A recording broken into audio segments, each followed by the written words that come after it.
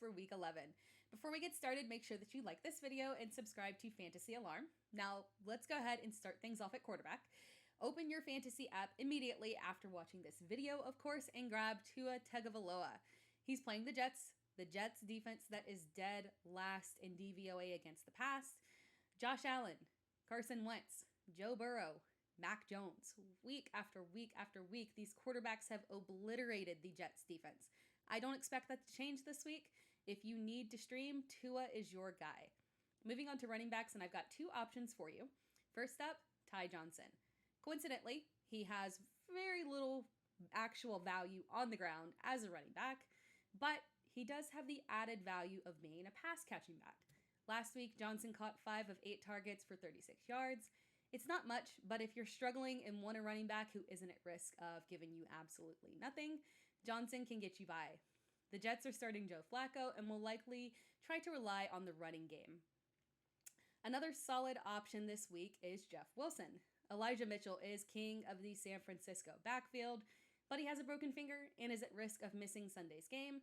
Kyle Shanahan likes Trey Sermon just about as much as nothing, actually. So if Mitchell can't play, Jeff Wilson is likely leading the backfield. San Francisco plays Jacksonville, who isn't particularly good against the pass.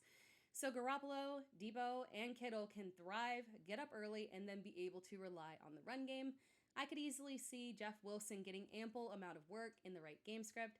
And as of the filming of this video, Wilson is still available. So make sure that you go and grab him as quickly as possible because I'm sure he is being scooped up as we speak. At wide receiver, we have a couple of options that you could go with.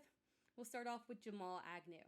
San Francisco is solid against the run, and the Jags could try to focus on attacking the defense through the air. Agnew and Dan Arnold have become the focal points within this Jags offense. And even when the Jags fail to go through the air, they are getting the ball to Jamal Agnew by any means necessary.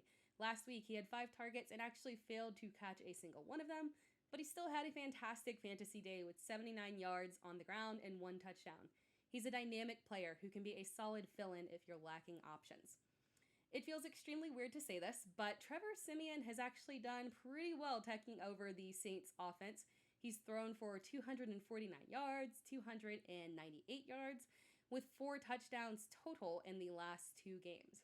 Traequan Smith isn't exactly the leader of the Saints' depleted receiving core, but he's probably the least volatile. Last week against Tennessee, he caught 4 of his 7 targets for 44 yards and 1 touchdown.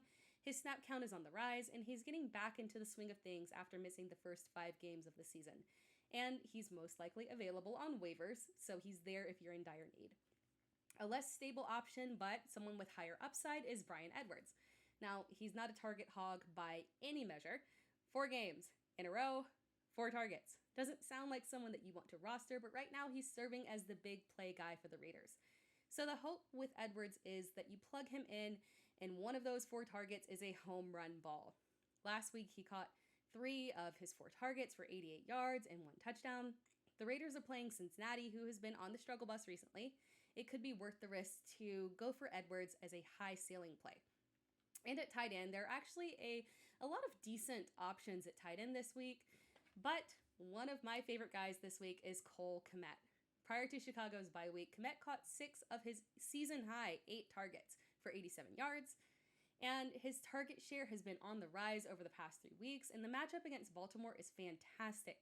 Allen Robinson is dealing with a hamstring injury, and that could also open up more opportunities for Cole Kmet. The Ravens give up one of the highest averages in fantasy points per game to tight ends. This could be another big week for Kmet. And that wraps things up for this week's free agency deep cuts. As always, be sure to like this video and subscribe to Fantasy Alarm, and come back next week for another round of deep cuts.